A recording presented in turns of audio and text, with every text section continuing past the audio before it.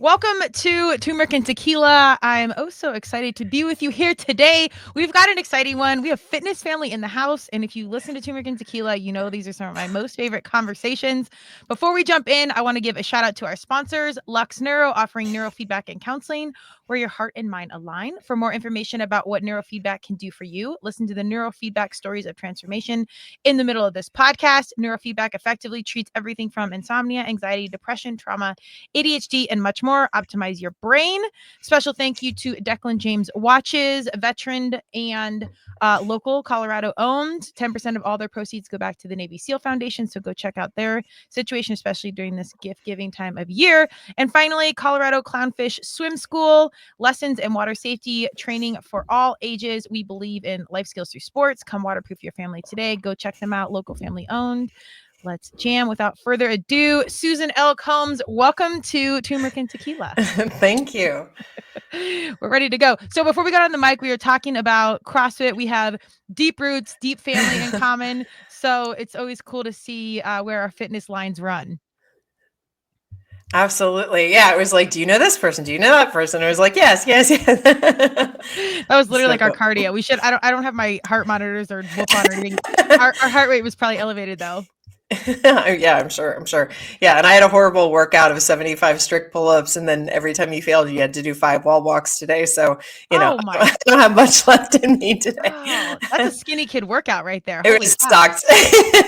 Yeah, that's pretty brutal. The good news is we can complain about CrossFit, but what I love that Susan's done is she's roped in her cause, her heart space, and her professional skill set into what she's doing for a good cause alongside our fitness community. So, that's my favorite. I don't always read bios, but I want to read hers because I think it's really outstanding and dials in and covers all the boxes as she does. But Susan L. Combs has learned many lessons in life, and she has held on to the advice that has guided her on her journey. One of them has been taken from her tiny town of Missouri to the hustle of New York City. She has faced immense grief and fostered immense growth personally and professionally. Through it all, she leaned on the guidance from many mentors in her life. One of those mentors was her father, Roger. He wore many hats as a judge, a veteran, and 2-star major general, a leader in the community, a loving husband. And as we learn in her book, which we will talk about, he was one hell of a dad. He passed away in 2018, but his legacy lives on through this book and her mission, Pancakes for Roger. And a portion of the proceeds of the book go to the University of Missouri School of Law Veterans Clinic. So we've got a lot to talk about. But on TNT, before we get to the mission, I want to talk about the human behind the mission. Tell us about like young Susan. And was any of this entrepreneurial charity giving heart a sign very early on? My dad was always very philanthropic, but it was but quietly. So it was interesting. Like actually when he passed away and I was going through papers and things like that, I would just find these random receipts of him building a well in Africa. And I'm like, what? It's just like, I had no idea. But entrepreneurial wise, yeah, it's just, my mother had a business when I was growing up. She started that business. She started World Norman Cosmetics Studio in King City and also a travel agency. And when I was 8, so every day after school, I would go there and help do inventory and wrap gifts. And, later on, she taught me how to do makeovers because I think she didn't think I'd make it in college and she wanted me to have a backup plan. I'm like, thanks, Mom. That's great. Have some confidence in me. But, and then just my dad was a hustler. It's just, my dad had 2 full-time jobs my entire life. He was in the military and then his civilian life, he was a prosecuting attorney and then ultimately a judge. So I just, I always saw my dad he had that drive and he and I were just 2 peas in a pod too. So I was kind of like a mini Roger Combs for sure growing up. My dad always laughs. He always said that, I wore glasses ever since I was 6 years old. And he used to say when I was 6 years old, I would ask him, what time's my eye appointment? And then he said, at 6, you set your own alarm. You got up, you got yourself dressed, ready. And he said, you were sitting by the door 15 minutes before we had to pull out of the driveway. He was like, I was just like that kid. So I don't know. I think I was born type A. Yeah, for sure. That's so well. I definitely think it's in the stars early. And I was 100% the opposite of you, where I was like, when you drug out of the bed, I'm like, I don't need glasses. I don't, whatever. But then we figured out once I was awake, I was good. But like morning punctual, that was not my vibe. Yeah, that's my brother. Okay. you took all the stuff ahead of the game, and now he can just kick back and chill. But so this is wild. Did you have military experience yourself? Like, was that obviously an inspiration from your dad, or was it just the type A through your own entrepreneurial pursuits? I was ROTC. I actually had a full ride in college Okay. in chemical engineering, and I did that for a couple of years. And then when I said to the Air Force, so my scholarship was chemical engineering, and then they let me change to mechanical engineering. Then they let me change to atmospheric science, which is just weather.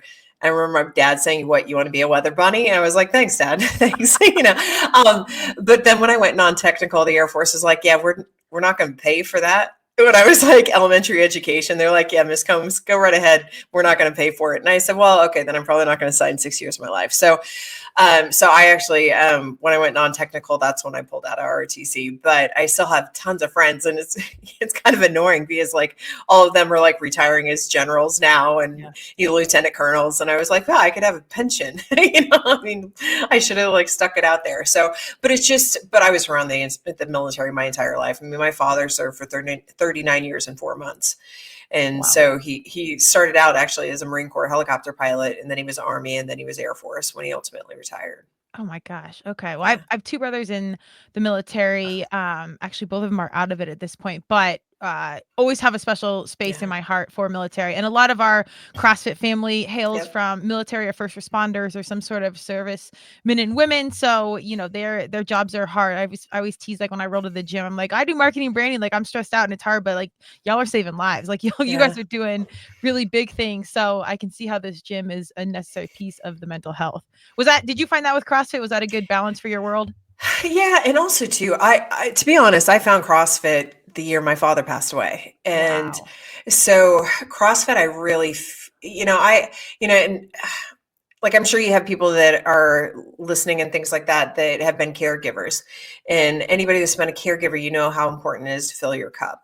And so for me, I had to fill my cup every single morning because I knew if I had to give everything else away the rest of the day, at least I had that 1 hour for myself.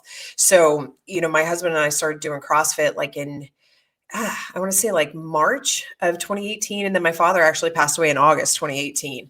And so when I went back home to Missouri to help care for him when he was on hospice, that was the one thing I stayed religious to. I mean, I'd get up, at 5 in the morning, check on him if he was okay. I'd go to the gym, I'd do the work, and do the WOD that, our gym had planned for the day.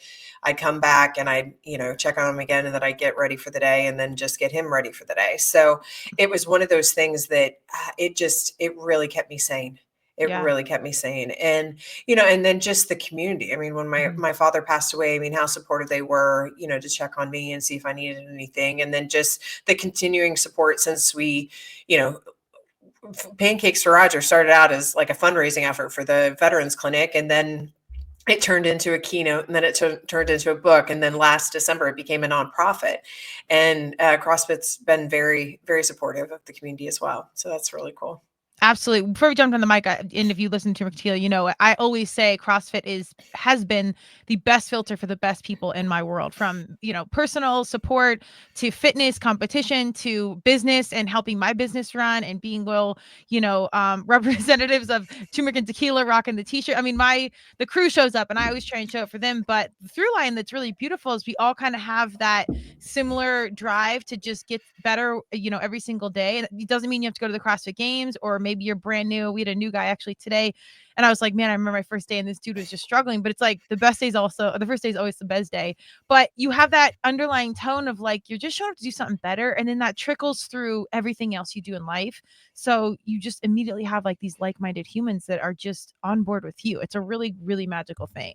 Yeah. Well, my husband always says too, he's like, the cool thing about CrossFit is everybody's doing the same work. Like Yeah. everybody's, struggling, and it's hard. And you're doing it, like you said, to better yourself.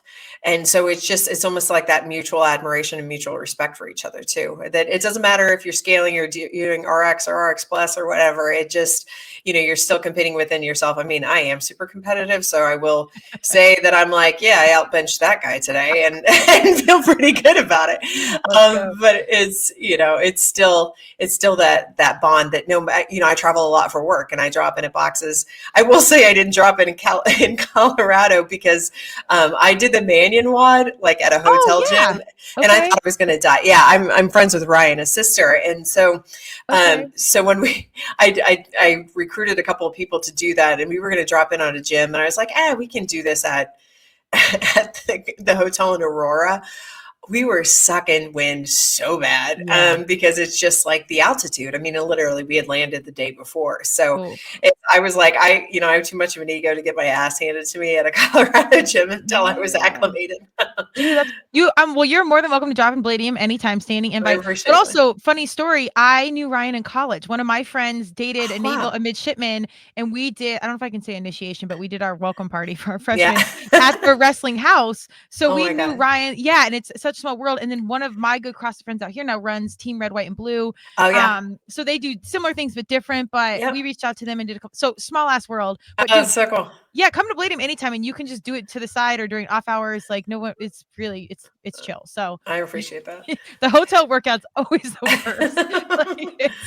And everyone in there thinks you're a weirdo because you're doing like weird stuff, and it's a vibe for sure. Well, and I'll tell you, I hate doing a squat on a Smith machine. I think Smith Yes. machines are just vile. Yeah, and so I mean, I do a low bar back squat anyway, so it's Okay. just like to try to do that on a Smith because I'm just like, how much weight is this really? Because it Yeah. doesn't feel like and I use the guys bar too because Okay. girls bars didn't exist. I've been weightlifting since I was in fifth grade, so it's just like, Okay. it's not like there was a girls bar at the gyms when we were growing up, right? It was like the girls bar. I never heard of a girls bar until I started CrossFit. And I'm like, Right. I'm going to go. I know the math on a boys bar. I'm just going to stick with that.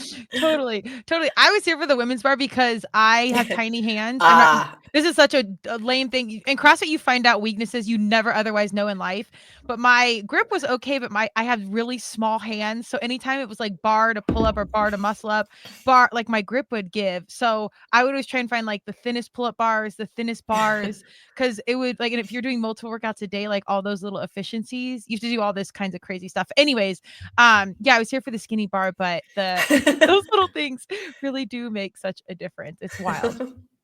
But anyways, beyond CrossFit, if you're CrossFit listening, you're loving this. If not, you're like fast forwarding. But we'll get into the major point. And the cool thing about CrossFit, the through line here is you can be training with anyone. You don't know if they're a Navy SEAL, you don't know if they're a teacher, you don't know if they're running a hospital. Like there's some really undercover gangsters in the mix. And you don't know. You never know what anyone does. But again, it's like kind of like really mission driven people. So I think they're excited when people like you show up and you're like, well, I'm doing this. My dad, did this in X amount of years as a veteran. And here's what we're doing. They're excited about what you've got going on. So tell us about Pancakes for Roger and like really how it started and what is it today? Yeah, so it started out actually just as a simple request from my father for pancakes. I mean, the last year of his life, he was on a feeding tube. He was also on oxygen. And like I said, we kind of had that cadence in the morning of me going to the gym and checking on him and stuff like that. And so one morning when I had gotten cleaned up for the day, and we were fortunate enough to actually have hospice at home. So Okay. my dad, since he was in the military for a very long time, he was an early adapter to long-term care insurance. So we were able to have hospice at home. And my mom, we had his hospital bed in what he called his I love me room. And my mother's like, I don't even know why we even bothered picking paint because he had all these awards and accolades and pictures that you couldn't even see. You couldn't see Yeah. what the paint was. And so one morning I went to his hospital bed to get him kind of rallied around and get his tube feeding done. And he wasn't in his bed. And so my parents' house went around in a circle, all the different rooms. So I just went in the circle and went to the living room. He wasn't there, went to the bathroom, wasn't there. And then eventually got to the kitchen and he had the placemat out and he had set the table. And I looked at him and I said, well, Dad, what are you doing? And he said, I want pancakes for breakfast. And, my dad had never, ever asked for anything and never complained. He was military, right? Like he Yeah. knew like this is what the cross to bear. And this is how it is. And there's no use complaining because it's not going to change anything. Yeah. And so I looked at him, I said, oh, Dad, there's nothing more than I want to give you them pancakes for breakfast. But I said, we're on hospice here. We have a DNR. I said, if I give you pancakes and you choke, I said, I think we're done here. And I don't think we're quite ready to be done. And he said, oh, yes, I can. Matt said I could. And Matt's my brother and he's a nurse and he wasn't there that morning. So I knew that we were dealing with some oxygen deprivation, Okay. and which leads to confusion. And so I looked at him and I said, well, let me see what I can do. So I took his tube feeding formula over to the microwave because the general always wanted it heated up for 14 seconds, never 12, never 6, like he would know. He would know. And so I put it on the table and he said, what's that? And I said, well, that's your syrup. And so his oxygen levels kind of started rallying around and he kind of smiled and he nodded and he was, he's like, okay. And so a few weeks later, my father would pass away.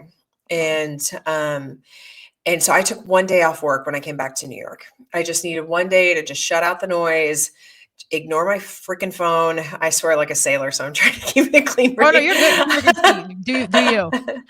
But I was just like, let me just take one day. And so my husband said to me, he's like, why don't we go have some pancakes for your dad? And so we went to the Bel Air Diner in Queens, New York. And my husband took a picture of me. And I told the story on social media. And I said, you know what? We all have things to be thankful for in our lives. And all of our lives can change in a blink of an eye. If you're so inclined, why don't you go out and have some pancakes for Roger and remember all the good things you have in your life to be thankful for. And so, Kristen, I was just talking. I mean, it wasn't supposed to go anywhere. I was just, sharing some of my sorrow. I wrote a lot during, when my dad was sick, because I write for a couple of magazines and they gave me the platform to talk about caregiving and things like that. And so I was just talking, and then people started having pancakes and they started texting me pictures and they say, I can't think about military service except for when I see pancakes now. And I can't not think about your dad when I have pancakes. And so, then we kind of started thinking about it. And my dad's birthday was February 22nd. And so what we decided to do is every month of February, for every pancake loving picture we get on social media, using the hashtag pancakes for Roger, or they can tag our social media account, as long as they're public facing posts, we make a donation to the University of Missouri School of Law Veterans Clinic in his honor. So the clinic provides free legal services for veterans and their families, navigating the VA claim and appeals process, discharge upgrades, and just, a lot more. They just celebrated, this past January, they celebrated 10-year anniversary of the clinic, and they brought in over $16 million of back pay for veterans since they started. Yeah. Wow. That's incredible. And it's incredible, and so, I've learned so much during my work with them. I mean, my father's claim for the VA took 3 years, and we thought that was horrible. Yeah. And then when you go into the VA website, it says on average claims take 7 years. Mhm. And 14% of our veterans die during that process. And so it's unacceptable, but it's just like, how can we do better? Mhm. And so, so a Pancakes for Roger just started as fundraising efforts. And then I had a lot of people after me to write a book for a long time. And when I publicly speak, I'd always ended my talks with unsolicited advice. And it was like fun little quotes from people I've gotten along the way. And I always thought, oh, that'd be cool to turn into a book. Like the quotes, the name of the chapter, give the backstory about the person, and then how you can use the information. So my dad was supposed to be a chapter in the book. Okay. And then the general took over the whole freaking thing. But to be honest, your listeners that have lost somebody that was, such a pivotal person in a family, I mean, there's always somebody that has to step into those shoes within the family. Yep. And since I thought so similar to my dad, it was, 8 bank accounts, 7 properties, military pension, judge's pension. There was just a lot. And so I was thrown into work mode, Arlington, the VA. It's just like, because my father was ultimately buried at Arlington. And so I threw myself into so many of those work, what I called family office. Literally the first year my dad was gone, I scheduled 4 hours a week. So on 2 separate days of what I called family office time, because I knew my mother was going to be getting so many, things in the mail, not to know what to do. And she knew, okay, Tuesday and Friday afternoons from 2 to 4 p.m., that's my time with Susan. She's going to call me. I'm going to open the mail. I'm going to show her what I got, and we're just going to talk through stuff. And then it also, for me, since, I own an insurance brokerage and consulting firm, and I do a lot of expert witnessing in addition to the nonprofit, I needed to be able to compartmentalize that stuff, Yeah. because if you're going through a family tragedy and family crisis, it can take care over everything. And if Right. you don't set aside that time, I knew, like, when I start to get anxious and something would come in, I'm like, put it in the meeting request on the calendar. Like, it's there. I know that I'll get to it. So then it just gave me that peace that I could, focus on work and what I needed to do, but then focus on the family stuff when I need to focus on it. Oof. So, with the book, I mean, it was really my gift to myself. It Yeah. was very cathartic. I mean, I literally ugly cried every week I wrote, because I didn't realize that I didn't get that grieving time, like a lot of my family members did, because I didn't have time for it. I Yeah. had to work. I had Yeah. to handle that stuff. I remember my brother called me one time and he's like, "How's your week been?" I said, "Well," because, time is money for me. So I was like, "Well, I logged 14 hours of phone calls this week." I said, "With the VA, with Department of Defense, with the judges." My brother's like, "Well, can I help you with anything?" And I'm like, "Well, not now." Like, I just did 14 hours of myself, but it's, God bless my brother. He's a good guy, but he says that, but he would have been like, "Okay, now what do I do? Like, what do Yeah. I say?" And I'm like, "Oh, just let me do it." Yeah. So, Yeah. yeah. So, then, the book came out, and so part of the proceeds in perpetuity always go to the Veterans Clinic. But then I started thinking, like, there's got to be more that we can do. Yeah. And because the clinic's incredible, I will always have an affinity for the clinic, and I will always support the clinic. But I was like, there's got to be more things that we can do. And so, last December, so December 2023, I incorporated as a nonprofit. And so, our mission is, to connect veterans with pathways to basically do good in their communities. So, we've been able to partner with some different, veterans nonprofits. We've supported just veteran and first responders kids projects, like their fundraising projects. Right now we're working on providing a grant to a veteran in New Hampshire that he's going to be getting out of a rehab facility for a hip replacement. Okay. And there's a couple of people that are kind of caregivers for him. And they were just like, "Hey, we can, we need help getting connected to the VA so that we can get a ramp." And I'm like, "Don't waste your time." I mean, you can't get a ramp in a month from the Yeah. freaking VA. I No mean, it's way. just it. Yeah. So I Yeah. was just like, we can help with money for materials. And then there's great contractors out there that do some pro bono stuff for veterans, and they'll implement and build the ramp type of thing. So, but I mean, I have big aspirations. I think eventually we'll do like a soldier Shark Tank. Okay. Because Okay. it's just, I mean, I started my first company when I was 26, Yeah. and if somebody had said, "Here's $5,000," that would have changed my life. Yeah. Um, it's just like, a lot of times with these small businesses and things like that, they don't need the $100,000. They don't need the $1 million, capital and stuff like that. $5,000 to, like, set up a website, get insurance, incorporate your Well, business, things like that. I just the mean, it's, basics. Yeah. yeah, Well, and you also need that lack of funds. So ideas, innovation, other things happen. If you're gifted, 100 grand plus or something, I've seen way many, yeah. trust fund babies where they go out there and he fails in 6 months Don't because it was appreciate it. just too Yeah. easy. Yeah. Yeah. I agree with you. I agree with you. So, yeah, so there's, we're super excited. I mean, we did our first, we called it the dragon slaying competition this past year. We're going to do 2 in person in 2025. So we're going to do one in New York and one in New Hampshire. Very cool. So we basically, schedule around the CrossFit games because we want to make sure, well, because, it's like, well, and also too, like, in my head, since we had always done the picture campaign in February, when I Yeah. incorporated, I had in my head, we got to do everything in February. We got to do a competition in February. We got to do this in February.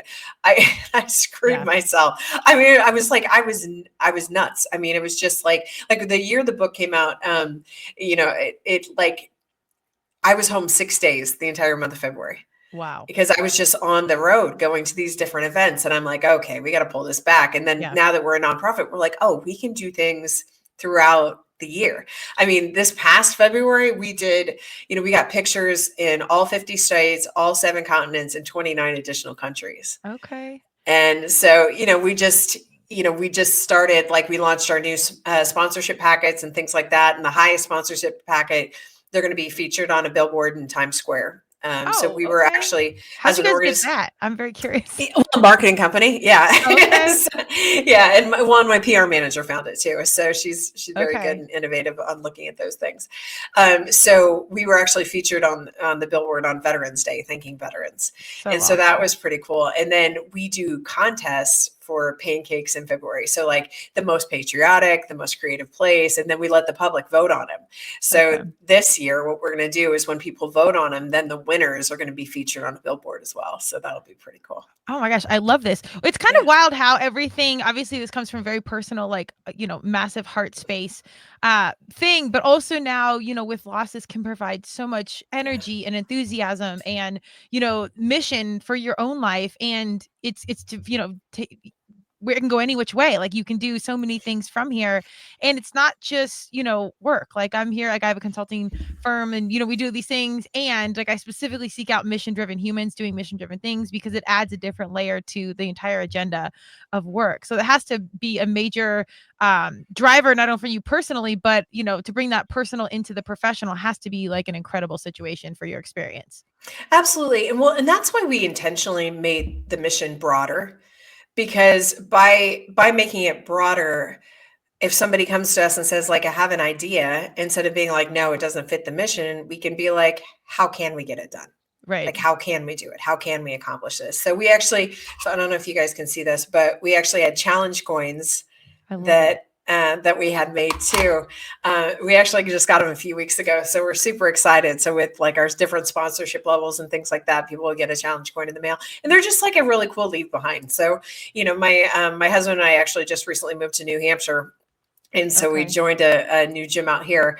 And so, I've met a couple of people that are in the military. So I was like, oh, you need a challenge coin. You need a Pancakes Yeah. Roger challenge coin. And, but it also, it starts a conversation. So, it's a couple of veterans that they're going to be getting out, and the wife is like, oh, I need help with a claim.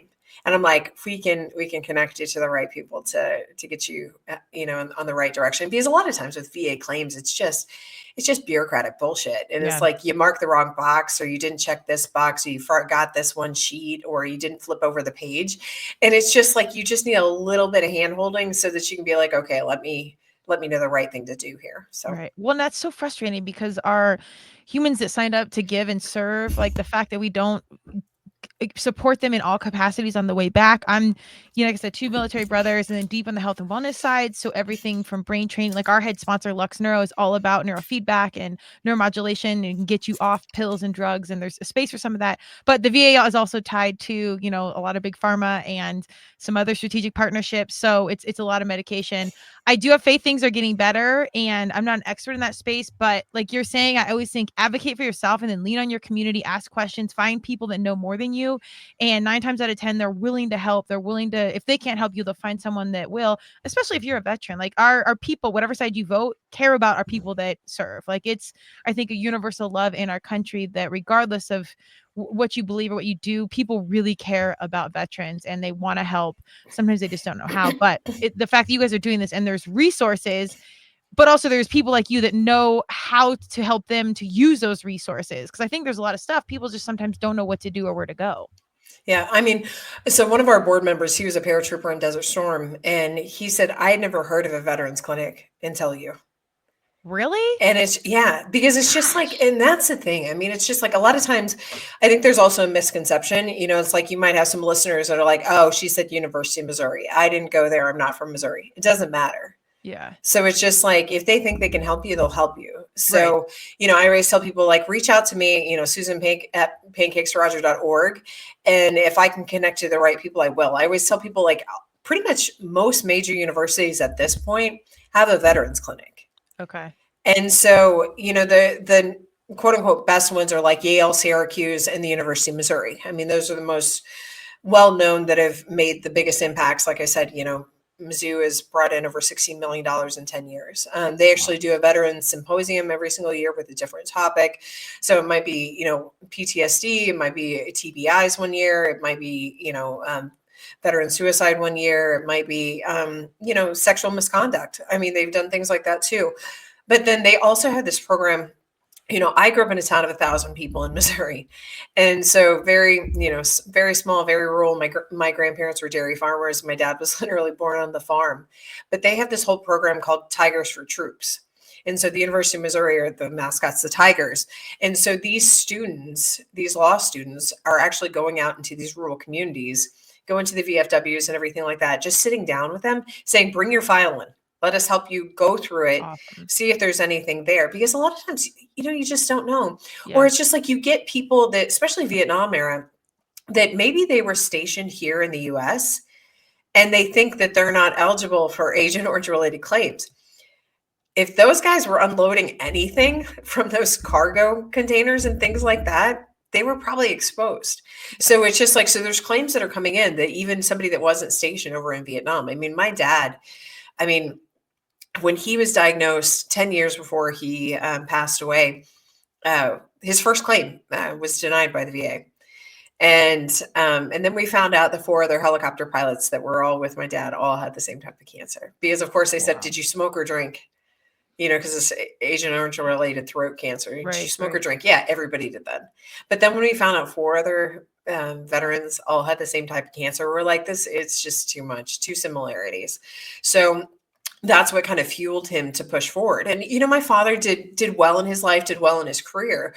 But the reason he had such a passion to continue on is because he knew that would help other veterans, Yeah. that maybe weren't as fortunate financially as my father was.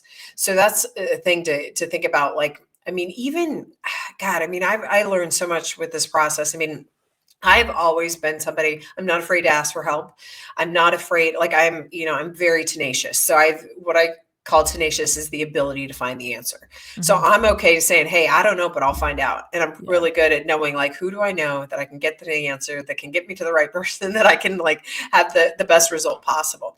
And so before my dad passed away, he and I sat down twice and we spreadsheeted everything. My dad told me who the plumber was, who the electrician was, who to sell the Winnebago to, who to sell the guns to, who to just where to go for everything. And so, and he gave me, General George White, who was a good friend of my dad's, who's also an attorney. He said, "Call him for anything VA related."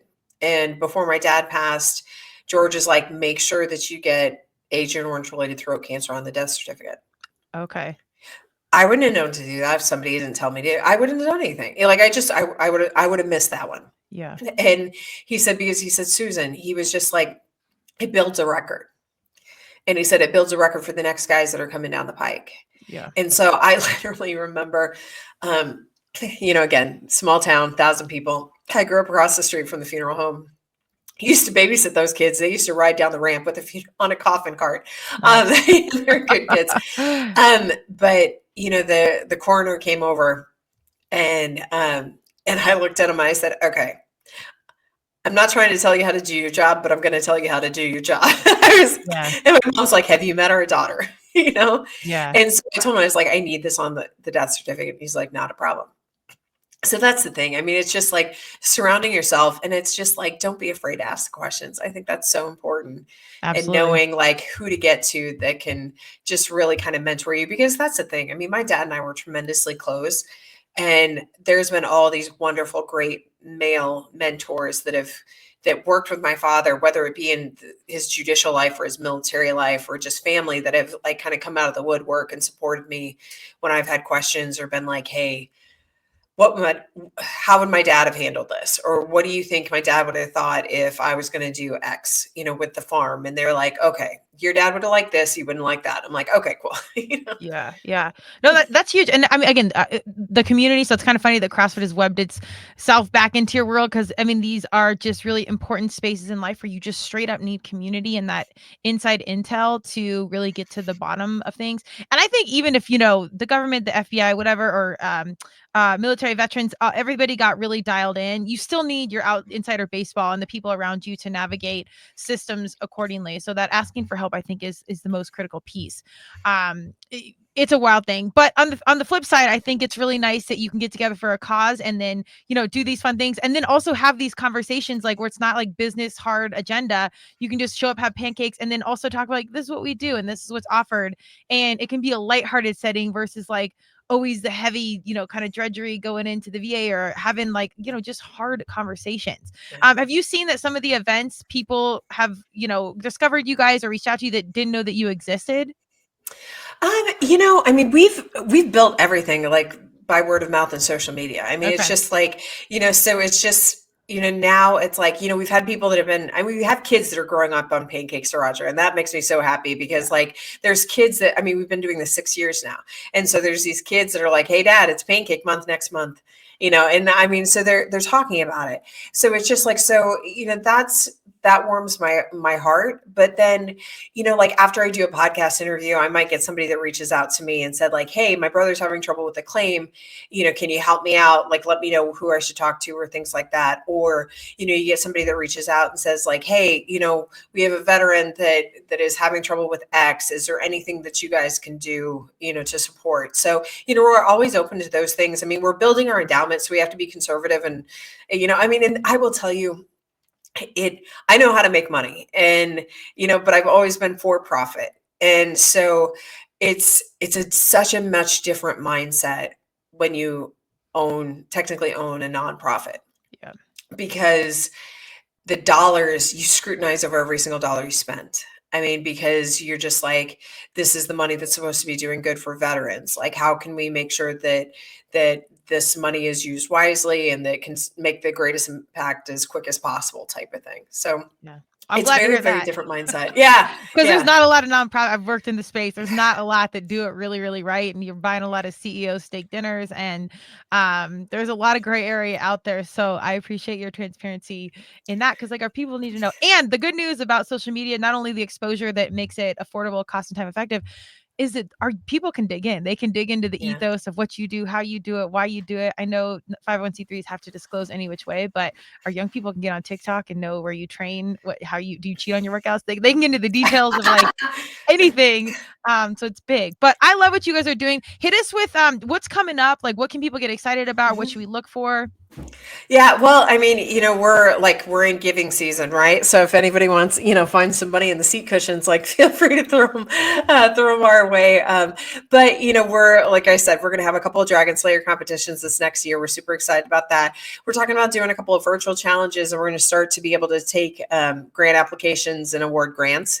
So we're super excited about that. And then we're also doing kind of there's a nonprofit called QRF Up. That focuses on PTSD and veteran suicide and kind of just like emergency response or rapid response. I mean, like URF, but they can they're going to be launching nationally. They've been locally in the Midwest, but they're going to be launching nationally next year.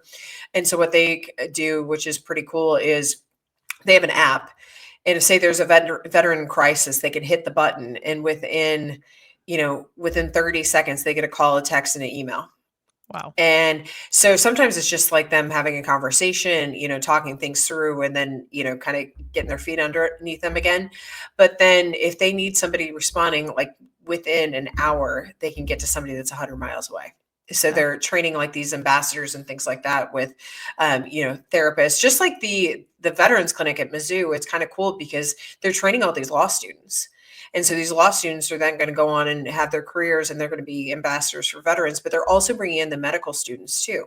And so maybe they've been veterans or maybe they're not, and they're just veterans family, but they can read the medical records and the claims information, and then they can make a greater impact when it comes to filing the claims too. So, what I get around. So it's just like, if somebody's like, hey, we're going to have a big pancake breakfast, would you come and speak? If I can work it out in my schedule, I'd be more than happy to come.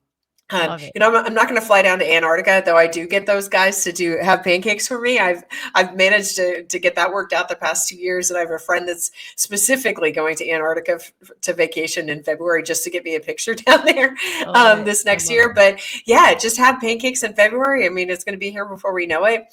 Use the hashtag, tag our accounts, and get creative and get fun. I mean, you and I were talking about Chad Schroeder before we started going.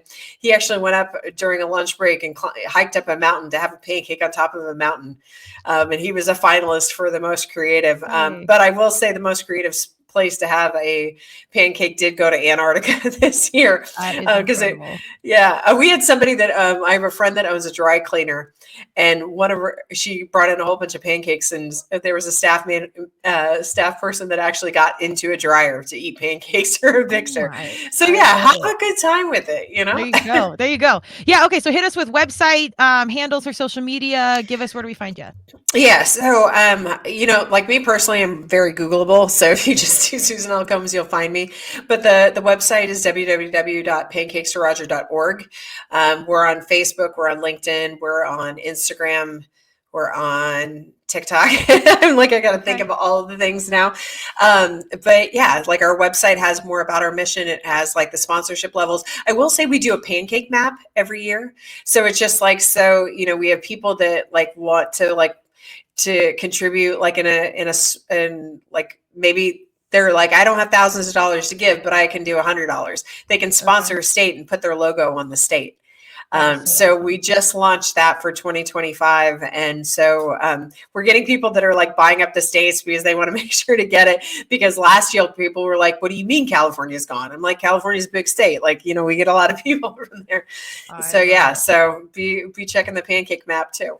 All the things. You guys have everything covered, but I love it. We'll check it out. We'll do some representation in Colorado for sure. Come through Bladium open anytime, but we will dig in. I'm excited to see how your journey continues to grow. All the things for our veteran. We really can't do enough for our men and women and humans of service.